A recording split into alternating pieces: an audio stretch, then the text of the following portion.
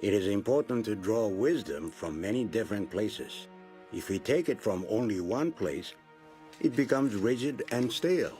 Understanding others, the other elements, and the other nations will help you become whole. I've always struggled with belief.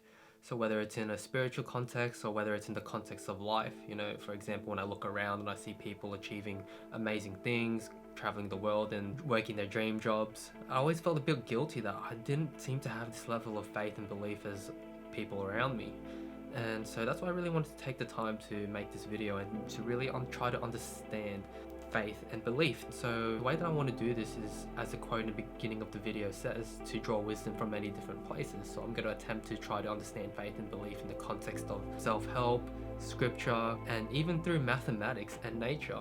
And so firstly, I want to touch on the nature thing. Bamboo can barely be seen for the first 5 years as it builds extensive root systems underground before exploding 90 feet into the air within 6 weeks. When I first read this in Atomic Habits, I was very surprised because I just thought that bamboo would have grown linearly rather than exponentially. And so if we were to try to conceptualize this idea of how bamboo grows, we'll come up with this graph by James Clear, which is called the plateau of latent potential. So it shows us the gradual line of what we think should happen, and it shows this exponential line of what actually happens. And so one of the first things which caught my eye with this graph is the valley of disappointment. James Clear says that it is not until months or years later that we realize the true value of the previous work we have done. And he says that this is what causes the valley of disappointment.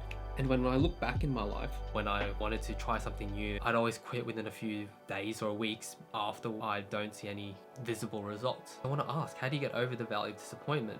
So James Clear writes, "Your work was not wasted. It is just being stored. It is not until much later that the full value of your previous efforts is revealed." And so I believe that a way that you can get over the valley of disappointment is to trust the process of what this graph is showing you. And so what is trusting the process? Trusting the process is essentially having faith. And what is faith? In scripture, faith is the belief of something that you cannot see. As Jesus said to one of his disciples, "Blessed are those who believe but do not see." So this reminds me of this quote which goes, "Sight is seeing with your eyes and vision is seeing with your mind." And so what I think is important to remember when you have lack of faith and self-doubt in the vision or the thing that you're trying to accomplish, that you may just be too close to the graph to see that you are actually on an exponential trajectory.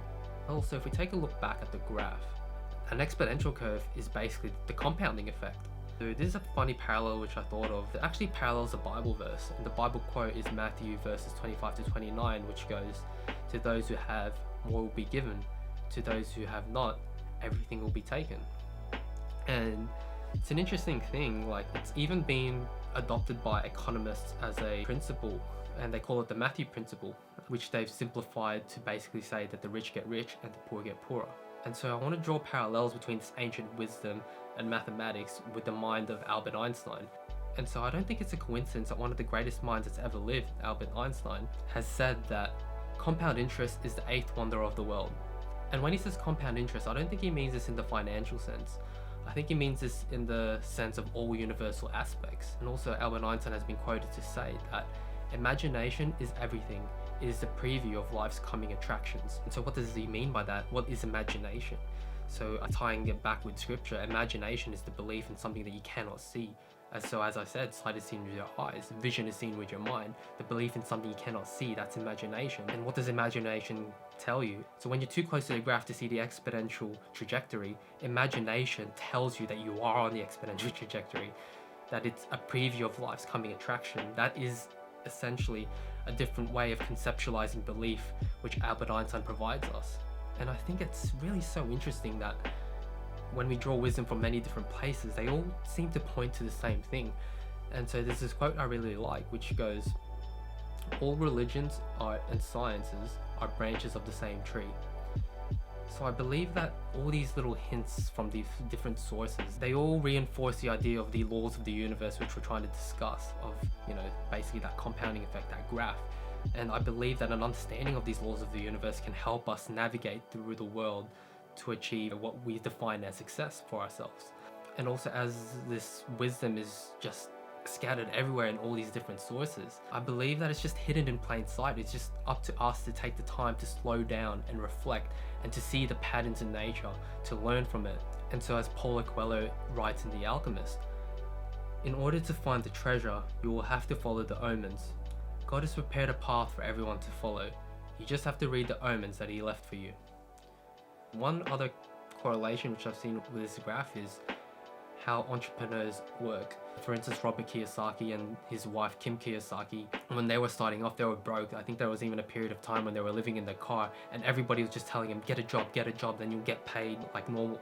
But then the smart thing about Kiyosaki and other entrepreneurs is that they understand that even though they're broke now, he understands, he sees the vision that he's actually on the exponential graph. He understands the quote which James Clear says, which is, your work is not wasted, it is just being stored. It is not until much later that the full value of your previous efforts is revealed. In the story of Robert Kiyosaki, he achieved his financial freedom in 10 years. So at the beginning, he didn't look like he was doing well when everyone saw he was broke and living in a car trying to start a business. But at some point, the tables turned, that he crossed this part in the graph and he ended up going on the exponential route. Now is extremely wealthy. And so we can see as an example that one of the fundamental aspects which led to his success is belief. To close this video, I want to ask, how do we apply all of this? Like I mentioned before, I think the first step is to understand the process, which has been conceptualized by James Clear in this easy to understand graph. And so one other thing I do want to bring up is that understanding the process is one thing, and then another element to it is understanding ourselves. Because whenever we try to venture off into the world and achieve great things and try to achieve our goals and our visions, then we're always going to be met with the enemy within, which is internal resistance, self-sabotage, and self-doubt, fears, and all those sorts of things. And if we don't understand those parts of ourselves, then they may unconsciously rule us off track. So as Carl Jung says, if you do not make the unconscious conscious, it will rule your life and you will call it fate. So also an interesting quote which I want to bring up is by Stephen Pressfield, and he says that as powerful is our soul's call to realization, so potent are the forces of resistance arrayed against it. And so that's why we really need to take the time to understand ourselves and our own self-limiting beliefs and the story that we tell ourselves, and to override that with faith and belief. So to all my brothers and sisters watching this, I just want to say, stay the course. You have it within you. You have got the potential within you to achieve what you want to achieve. Thanks for watching and see you in the next video. Peace.